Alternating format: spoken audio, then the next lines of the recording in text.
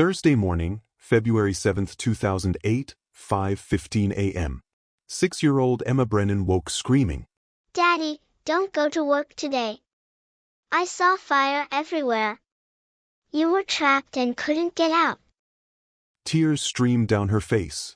Marcus Brennan knelt beside her bed. "It's just a nightmare, sweetheart. Daddy's factory is safe." But it wasn't. 7 hours later, Granger Industrial Sugar Refinery exploded. 11 men died. The blast was heard 15 miles away. Emma's nightmare had come true. What the 6-year-old couldn't have known, what Marcus himself didn't know, was that executives at Granger had been warned for 3 years that an explosion was inevitable. Engineers had resigned in protest. Workers like Marcus had filed 47 safety reports about the combustible sugar dust coating every surface. And in a spreadsheet locked in the CFO's office, a calculation had been made. Installing proper ventilation would cost $1.2 million. Settling wrongful death lawsuits would cost $400,000. The formula in cell G17 was simple: equals if G14, G15. Accept risk, implement safety. Result: accept risk. 11 families would be destroyed because corporate executives calculated that deaths were cheaper than repairs. A child tried to warn her father. The company knew and said nothing. This is the story of what happened when safety was overruled by a spreadsheet. Port Wentworth, Georgia, February 2008. A working-class town of 5,400 where the Granger Industrial Sugar Refinery had operated for 60 years, processing raw sugar cane into refined white crystals. The facility employed 300 workers, many of them second- and third-generation employees. Fathers trained sons. Uncles hired nephews. In Port Wentworth, nearly every family had someone at Granger. Marcus Brennan, 38, had worked there for 15 years, rising from floor operator to second-shift maintenance supervisor. His co-workers called him Safety Marcus because he filed more incident reports than anyone on staff. Complaints about malfunctioning ventilation systems. Warnings about the fine white sugar dust that accumulated on equipment and catwalks faster than cleaning crews could remove it. The dust coated everything: machinery, railings, floors, sometimes 3 inches thick. His wife Diane noticed he'd started coughing at night, that his work boots left white footprints across the kitchen floor no matter how many times he wiped them. She'd asked him once if the dust was dangerous. "It's just sugar," Marcus had said. "But yeah, it's a housekeeping problem. I've been writing reports about it for months." At home, Marcus was a different man. He coached Emma's under-7 soccer team on Saturdays, spent Sunday afternoons in the garage restoring a 1967 Mustang he'd bought for $800, taught Emma to change the oil. She'd hand him wrenches, her small fingers sticky with grease, asking 100 questions. "Why does this part go here, Daddy?" "Because the engine needs it to breathe, just like you need to breathe." Emma loved those afternoons. She loved the smell of motor oil and her father's patient explanations. She loved that he never told her she was too young or too small to help. On the evening of February 6th, the night before the explosion, Marcus came home at 6:30 p.m. as always. Emma ran to the door when she heard his truck in the driveway. Over dinner, Diane asked about his day. "Same as always," Marcus said, though his voice carried a hint of frustration. "Filed another dust report this morning. Dust levels on the 3rd floor are critical. I don't know if anyone even reads these things anymore." "Do they ever respond?" Diane asked. "Sometimes I get an email that says, 'Noted' or 'Under review.'" He shrugged. "But nothing changes." That night, after Emma was tucked into bed, she had the dream. The fire. Her father trapped. His voice calling her name through the smoke. When she woke screaming at 5:15 a.m., Marcus didn't know that her nightmare was a warning. He left for work at 5:45 a.m., his lunch cooler in one hand, thermos of coffee in the other. Emma watched from the living room window, her mother's arms wrapped around her shoulders. "He'll be fine, baby," Diane whispered. But Emma kept watching until the taillights disappeared, a cold feeling in her stomach she couldn't explain. February 7, 2008, 6 a.m. 73 workers clocked in for day shift at Granger's main packaging facility, a 6-story metal building housing conveyor systems, storage silos, and packing stations. Marcus Brennan made his rounds, noting in the digital shift log, dust accumulation severe, catwalks levels 2 to 3. Third report this week. Recommend immediate cleaning and ventilation inspection. He'd written similar entries 46 times in the past 8 months. None had resulted in action beyond an automated email. Report received. Under review. 7:14 a.m. A bearing in a steel conveyor belt on the 3rd floor overheated. Friction generated a spark. Small, barely visible. It contacted sugar dust suspended in the air. Sugar dust, when airborne in sufficient concentration, is as explosive as gunpowder. The facility's dust levels were 50 times higher than safety thresholds. The spark found fuel everywhere. 7:18 a.m. First 911 calls flooded Port Wentworth dispatch. 7:22 a.m. Fire crews arrived to a structure fully engulfed. Temperatures inside exceeded 1,800 degrees Fahrenheit. Steel beams had melted. The building was unrecognizable, a twisted metal skeleton wrapped in flames. 7:35 a.m. Granger's HR department began calling families. There's been an incident. Please come to the community center. Diane Brennan's phone rang at 7:41 a.m. By 8 a.m., 200 family members crowded the Port Wentworth Community Center. Diane Brennan arrived with Emma, who clutched her father's soccer team photo. Granger representatives stood at the front, faces ashen. There's been an explosion at the packaging facility. We're accounting for all personnel. Please wait here. The packaging building was unrecognizable, a collapsed metal frame still burning. Temperatures inside remained over 1,500 degrees Fahrenheit. Firefighters couldn't enter. Search and rescue teams circled the perimeter with thermal cameras, finding only heat signatures from the fire itself, not survivors. Families waited. Diane kept her phone in her hand, willing it to ring with Marcus's voice. It never did. By February 9th, the fire had cooled enough for recovery teams to enter. Working through twisted steel and debris, they recovered 11 bodies. The dead, Marcus Brennan, 38, James Holloway, 52, Terrence Mills, 29, Kenneth Hostetler, 50, Craig Stuver, 46, Joseph Guidry, 58, Nathaniel Reed, 21, Robert Jordan, 36, Anthony Garcia, 41, Isaiah Odom, 45, Luther Knox, 53. 5 left behind young children. 8 had worked at Granger over 15 years. 4, including Marcus, had filed formal safety complaints in the previous 6 months about dust accumulation. Every single warning had been ignored. 36 others survived with severe burns, amputations, and respiratory damage. Within 24 hours, federal investigators from OSHA, the ATF, and the Chemical Safety Board arrived. What they found shocked even veteran inspectors. Sugar dust coated every surface, 3 to 6 inches thick on catwalks, equipment, and rafters. Ventilation systems were clogged and non-functional. Housekeeping logs showed scheduled cleanings that had never occurred. Equipment maintenance records had been falsified. One OSHA investigator told a colleague, "I've investigated 200 industrial accidents. This isn't an accident. This was a disaster waiting to happen, and someone knew it." The 11 funerals stretched across 10 days, each one breaking Port Wentworth a little more. Diane Brennan buried her husband on February 14th, Valentine's Day. Emma, 6 years old, placed a drawing in his casket, a crayon picture of Marcus in his work uniform with the words, "I'm sorry, Daddy," written in wobbly letters across the top. "Why are you sorry, baby?" Diane asked, voice breaking.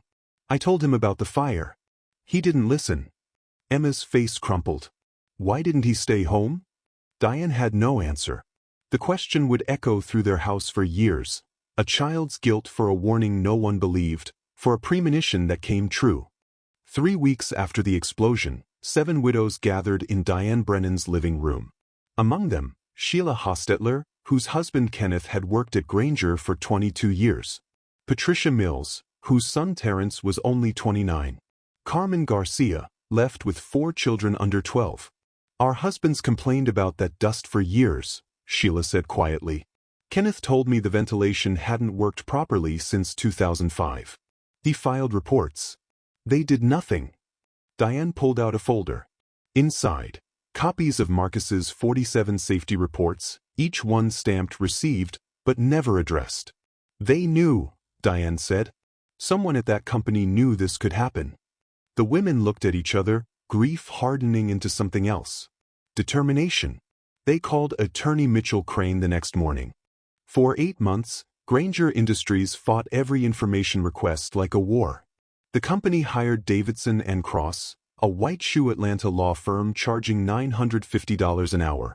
Their strategy: delay, deny, settle quietly. They buried the widow's attorney in procedural motions, claimed ongoing investigation, prevented document disclosure, and offered quick settlements, $400,000 per family with strict non-disclosure agreements attached. 3 families, financially desperate, accepted within weeks. The Granger 11 widows refused. That's exactly what they calculated our husbands were worth, Diane told a reporter. Blood money. We want the truth, not silence. June 2008. OSHA released its report after a 4-month investigation. Findings: 38 willful safety violations dating to 2005. Combustible dust management, grossly inadequate. Ventilation systems non-operational for over 2 years. Housekeeping protocols ignored. Employee complaints documented but never addressed. Fine: $8.7 million, Georgia's largest OSHA penalty ever. But fines weren't criminal charges. No executives faced jail time. No one was arrested. The families felt betrayed. $8 million? Sheila Hostetler said bitterly. They made that in a quarter. This isn't justice. It's a cost of doing business. September 2008. A former Granger engineer named Patrick Rhodes contacted attorney Mitchell Crane.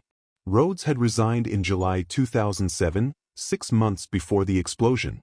He provided his resignation letter, which included a single damning paragraph. The dust accumulation in the packaging facility creates an imminent explosion hazard. I have raised this issue in 3 formal reports. Management's response has been to defer action indefinitely. I cannot ethically remain employed knowing workers will die. This letter serves as my notice and my warning.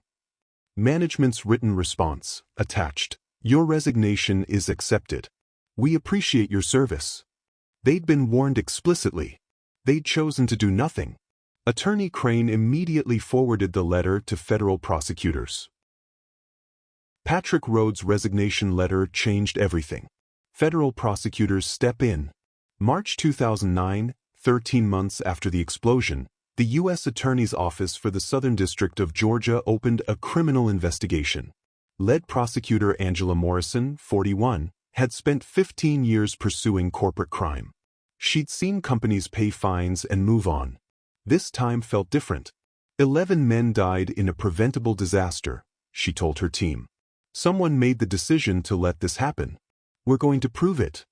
Morrison subpoenaed 5 years of Granger's internal documents, safety reports, board meeting minutes, budget allocations, email correspondence between executives. What arrived in 47 boxes would prove premeditation. Morrison's team worked through thousands of pages. 3 documents stood out. June 2006 memo from facility manager Raymond Torres to VP of Operations Lynn Peterson. Dust accumulation critical. Engineering recommends $1.2 million ventilation system upgrade. Immediate action required. Peterson's handwritten response in the margin. Too expensive. Monitor situation. March 2007 Safety Engineering Report. Current dust levels present extreme explosion risk per NFPA standards. Facility operating outside acceptable parameters. The report was never circulated beyond senior management. November 2007 budget spreadsheet from CFO Donald Carr, and this was the smoking gun. Excel file, risk_analysis_fi 2008.xlsx. Cell B12, ventilation system upgrade, full, $1,200,000 cell B13. Estimated incident liability, 8 to 12 casualties. $400,000 cell B14. Formula, equals if B12, B13, accept risk, implement upgrade. Cell B14 result, accept risk. Cell G17 contained a note. Wrongful death settlements average $35,000 to $50,000 pre-litigation.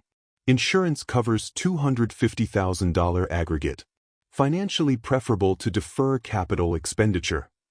They had calculated that 11 deaths would cost less than preventing them. Morrison stared at the spreadsheet for a long moment, then picked up her phone. "Get me the FBI. We're filing criminal charges." Angela Morrison didn't sleep that night. The spreadsheet sat on her desk, illuminated by her office lamp at 2 a.m. She'd prosecuted corporate criminals for 15 years, executives who'd embezzled millions, CEOs who'd cooked books, CFOs who'd defrauded investors. But she'd never seen anything this cold. They'd calculated human lives like inventory shrinkage. She thought about Marcus Brennan's 47 safety reports. Patrick Rhodes' resignation warning. The 11 men who'd burned to death because someone in a corner office decided $800,000 in profit margin was worth more than their lives. Her hands shook with rage as she began building the target list. Identifying culpability, 75 words. Morrison assembled a timeline of who knew what and when. For executives had received explicit warnings repeatedly. CEO Gerald Oakes, 61. Approved FY 2008 budget that deferred safety upgrades. Received Rhodes' resignation letter. Attended 3 board meetings where explosion risk was discussed. CFO Donald Carr, 54. Created the spreadsheet. Calculated the deaths. Recommended accepting risk in writing. VP of Operations Lynn Peterson, 48. Received Torres dust warnings. Wrote too expensive on safety requests. Ordered facility manager to stop creating paper trails. Facility manager Raymond Torres, 39. Lowest ranking but complicit. Falsified housekeeping logs. Ignored his own workers' complaints. Digital forensics recovered deleted emails that exposed their mindset. July 2006, CEO Oakes to CFO Carr. Torres pushing hard for ventilation project. $1.2 million. Thoughts? Carr's response, "RI doesn't justify. We're insured. Table it." March 2007, VP Peterson to Torres, "Stop submitting dust reports through official channels. You're creating liability exposure. Verbal communication only going forward." November 2007, Carr to Oakes, with spreadsheet attached, risk analysis complete. Incident liability significantly cheaper than prevention. Recommend we stay current course. Oakes' reply, agreed. Do not distribute this analysis outside senior leadership. Mark confidential. January 2008, Torres to Peterson, 1 month before explosion, dust levels critical. 3rd floor ready to blow. Peterson's response, noted. We'll address in Q2 budget review. The explosion happened 5 weeks later. Morrison sat with her team, 2 assistant prosecutors and an FBI agent, and laid out the case. Carr created the spreadsheet. That's premeditated murder by calculation. Oakes approved it. That's conspiracy. Peterson ordered the cover-up, told Torres to stop documenting. That's obstruction and willful negligence. Torres falsified safety logs while knowing the danger. That's criminal negligence. She tapped the spreadsheet. This isn't a workplace accident. This is corporate manslaughter. They knew workers would die. They calculated how much those deaths would cost. They decided it was cheaper to let it happen. The FBI agent nodded. When do we move? Morrison looked at the faces of the 11 dead men pinned to her evidence board. Marcus Brennan stared back at her from his work ID photo, smiling. Tomorrow, she said. We arrest them all tomorrow. She thought of Emma Brennan, the 6-year-old who'd tried to warn her father, who'd had a nightmare about fire and couldn't stop it from coming true. Someone should have listened, Morrison thought. To her. To Marcus. To Rhodes. To all of them.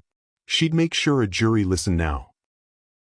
August 2009, 18 months after the explosion, a federal grand jury convened in Savannah. For 3 days, they heard testimony from OSHA investigators, surviving workers with burn scars covering their arms, Patrick Rhodes reading his resignation letter aloud, and FBI forensic accountants walking through the spreadsheet cell by cell. Angela Morrison presented the email chain, each message projected on courtroom screens. When Donald Carr's calculation appeared, $400,000 incident liability versus $1,200,000 prevention cost, several jurors audibly gasped. On August 28, the grand jury returned indictments against all 4 executives. Gerald Oakes, CO 11 counts involuntary manslaughter, conspiracy, obstruction of justice. Donald Carr, CFO 11 counts involuntary manslaughter, conspiracy. Lynn Peterson, VP operations 11 counts involuntary manslaughter, criminal negligence. Raymond Torres, facility manager 11 counts involuntary manslaughter, falsifying safety records. Each manslaughter count carried up to 10 years. Combined, potential 110 years in federal prison. September 3, 2009, 6 a.m. FBI agents executed arrest warrants simultaneously at 4 locations. Gerald Oakes was led from his $4.2 million estate in Sea Island, Georgia, in handcuffs and pajamas. News helicopters captured him, silver-haired, 61 years old, worth an estimated $40 million, being placed in a federal vehicle. Donald Carr, arrested at his Buckhead, Atlanta penthouse. Lynn Peterson, arrested leaving her gym in Savannah. Raymond Torres, arrested at his modest home in Port Wentworth, 3 blocks from the explosion site. By noon, all 4 were arraigned. Bail, $2 million for Oakes, $500,000 for the others. All posted within hours. Their perp walk mugshots aired on every network by evening. Outside the Savannah Federal Courthouse, over 300 people gathered, widows holding photos of their husbands, children carrying signs reading, "Justice for the Granger 11, co-workers in work uniforms, and community members who'd watched Port Wentworth grieve for 18 months. Diane Brennan stood at a microphone, Emma beside her. At 8 years old now, Emma had grown taller, but her eyes still carried the weight of that February morning. For 18 months, Diane said, her voice steady but fierce, we've been told this was a tragic accident. It wasn't. It was murder. These men sat in boardrooms and calculated that my husband's life, that 11 men's lives, were worth less than their profit margin. She held up a copy of the spreadsheet, printed and enlarged. Marcus filed 47 reports. He warned them. Patrick Rhodes resigned and warned them. They knew. They always knew. Emma stood silent, holding her father's work ID photo, the one Morrison kept on her evidence board. When a reporter asked what she wanted, Emma looked directly at the camera. I had a bad dream about my daddy, she said quietly. I told him not to go to work. He said the factory was safe. These people knew it wasn't safe. Why didn't they tell him the truth? The question hung in the air, unanswerable and devastating. That night, the image of 8-year-old Emma holding her father's photo became the face of the case. Networks ran it on loop. Social media exploded with #JusticeForEmma and #Granger11. The executive's expensive lawyers couldn't spin away a child asking why no one told her father the truth. Granger Industries liquidated $15 million from corporate reserves to hire Davidson & Cross, Atlanta's most prestigious white-collar defense firm. Lead attorney Marcus Webb, 63, had defended Fortune 500 executives for 3 decades. His strategy was predictable but effective: compartmentalize responsibility, blur the chain of command, argue no single individual caused the explosion. At a pre-trial press conference, Webb stood before cameras with rehearsed gravitas. This was a tragic workplace accident, not a crime. My clients are being scapegoated for systemic failures across an entire industry. Prosecuting business executives for industrial accidents sets a dangerous precedent. If every workplace tragedy resulted in criminal charges, American commerce would cease to function. The argument enraged survivors and families. But Webb wasn't speaking to them. He was speaking to potential jurors, planting seeds of doubt. January 2010. Judge Harold Mitchell presided over pretrial motions in a packed Savannah courtroom.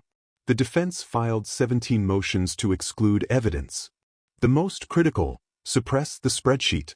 Webb argued it was routine business analysis taken out of context. Risk assessment is standard corporate practice. The document doesn't prove intent. Morrison countered. This spreadsheet shows executives assigning dollar values to human lives and concluding deaths were financially preferable to safety. The defendants aren't being prosecuted for doing risk analysis. They're being prosecuted for choosing to let workers die because it was cheaper. Judge Mitchell ruled from the bench. The spreadsheet is admissible. The jury will decide what it means. The courtroom erupted in applause. Mitchell gavelled for order, but his eyes held satisfaction. The defense had just lost their best weapon. Morrison offered deals to all 4 defendants: plead guilty to reduced charges, serve 3 to 5 years, admit negligence publicly. All 4 rejected the offers. At a courthouse press conference, Gerald Oakes stood defiant. "I have nothing to apologize for. Granger operated within industry standards. We will be vindicated at trial." The case would go before a jury. March 15, 2010. Savannah Federal Courthouse, Courtroom 4A. 300 spectators packed the gallery, every seat filled with widows, survivors, reporters, and Port Wentworth residents who'd waited 2 years for this moment. Angela Morrison stood before the jury, Marcus Brennan's enlarged work photo on an easel beside her. This case is about 11 men who went to work and never came home. It's about executives who knew their facility was a death trap and did nothing. It's about a 6-year-old girl who begged her father not to go to work because she had a nightmare about fire. He died in that fire. And these 4 people, she gestured to the defense table, knew it could happen. They calculated it. They chose it. Morrison built her case systematically, document by document, email by email. The timeline. June 2006. Facility Manager Torres warns VP Peterson, dust levels critical, $1.2 million upgrade needed. Response, too expensive. March 2007, engineering report states, extreme explosion risk. Report never circulated beyond executives. July 2007, Patrick Rhodes resigns, writes, workers will die. Management accepts resignation, takes no action. November 2007, CFO Carr creates spreadsheet, calculates deaths cheaper than prevention. So Oakes approves, stay the course. January 2008, Torres emails Peterson, 3rd floor ready to blow. Response, will address in Q2 budget review. February 7, 2008, 6 a.m., Marcus Brennan logs his 47th safety report about dust accumulation. February 7, 2008, 7:14 a.m., the building explodes. 11 men die. Key witnesses. Patrick Rhodes testified for 2 hours, reading his resignation letter aloud. I told them people would die. Mr. Oakes looked me in the eye and said, we appreciate your concerns, but the company is comfortable with our current safety protocols. 3 months later, the building exploded. Surviving worker James Whitlock, who lost both legs in the blast, wheeled himself to the stand. Marcus Brennan filed a report the morning he died. He wrote, dust accumulation severe, immediate action required. That report was in Torres' inbox when the building exploded. It was never opened. Marcus burned to death 2 hours after warning them one last time. OSHA's lead investigator. In 30 years investigating industrial accidents, this is the worst case of willful negligence I've ever encountered. They didn't just ignore warnings, they actively suppressed them.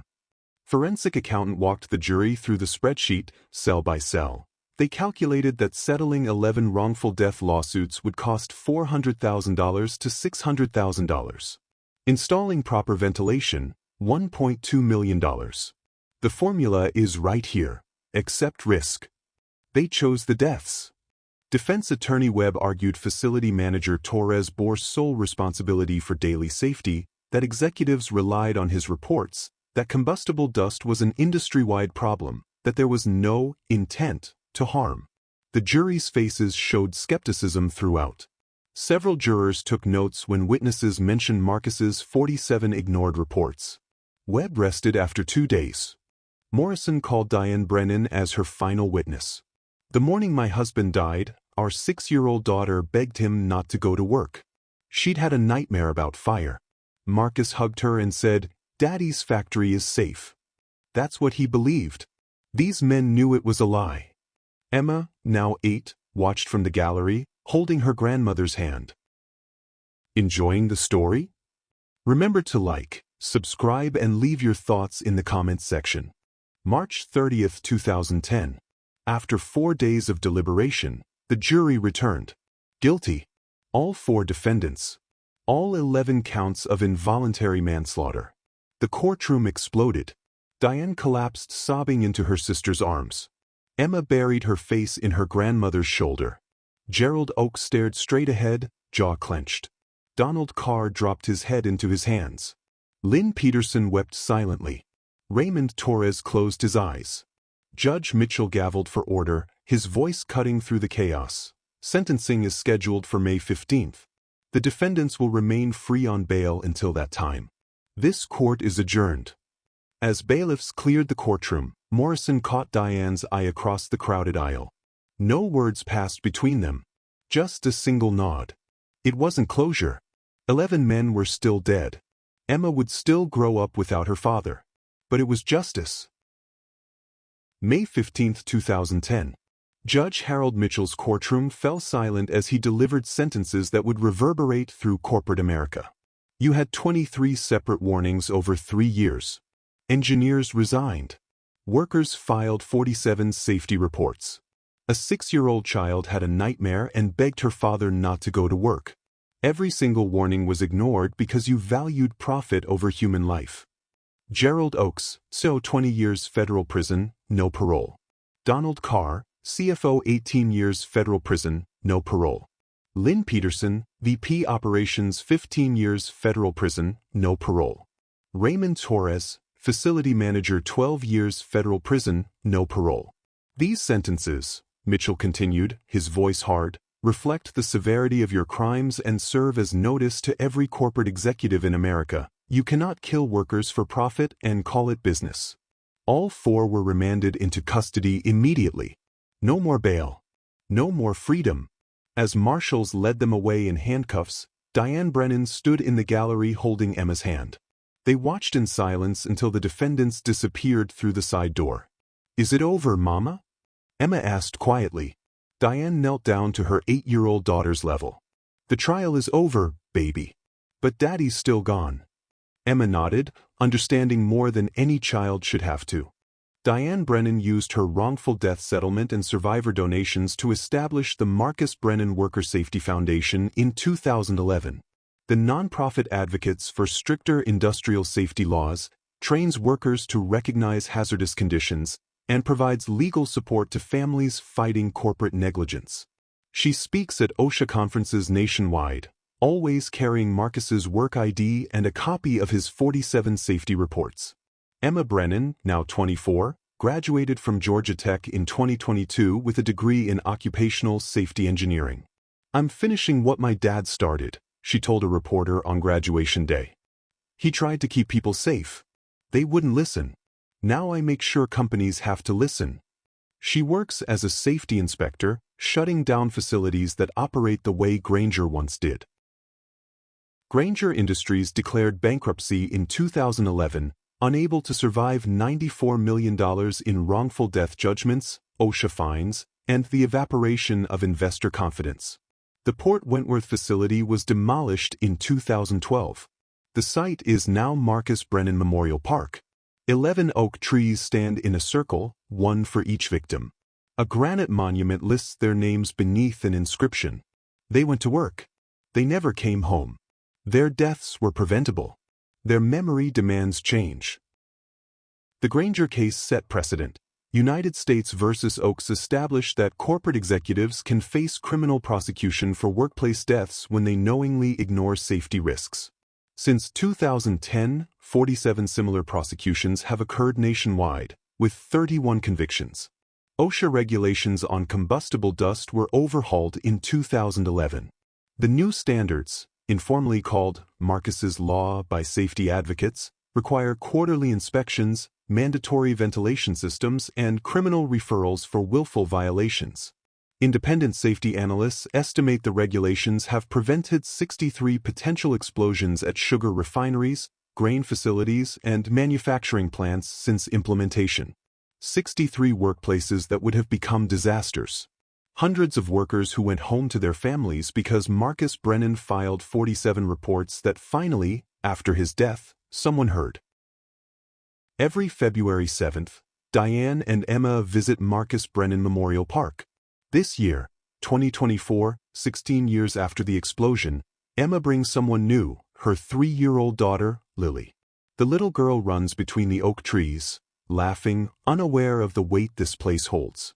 Emma watches her, seeing Marcus in the way Lily scrunches her nose when she concentrates. "Tell me about Grandpa Marcus," Lily says, the question she asks every visit. Emma kneels in the grass beside Marcus's tree, Lily on her lap. "Your grandpa was brave.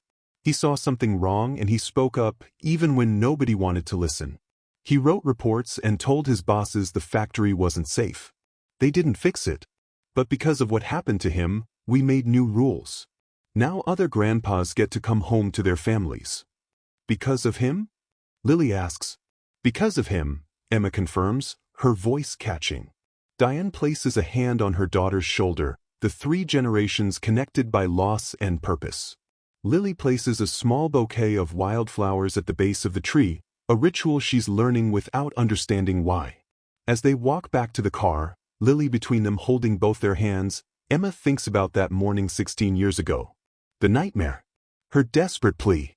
Her father's gentle reassurance that everything was safe. He'd believed it. That was the cruelest part. Marcus Brennan died thinking he worked for a company that would never let harm come to its workers. But from his death came change. From 11 tragedies came laws that saved hundreds more. Emma squeezes her daughter's hand a little tighter. "Mama, why are you crying?" Lily asks. "Because I miss him," Emma says. "And because he'd be proud of what we did." They drive away from the memorial park, 11 oak trees standing sentinel in the rearview mirror. Marcus Brennan's name carved in granite. A man who tried to save lives with reports nobody read, who now saves lives through laws nobody can ignore. A 6-year-old's nightmare came true. But from that nightmare, hundreds of other children's fathers came home. The fight for justice continues. If this story has left an impact, like, share, and subscribe for more powerful stories that demand attention. Stay updated on more gripping tales of justice.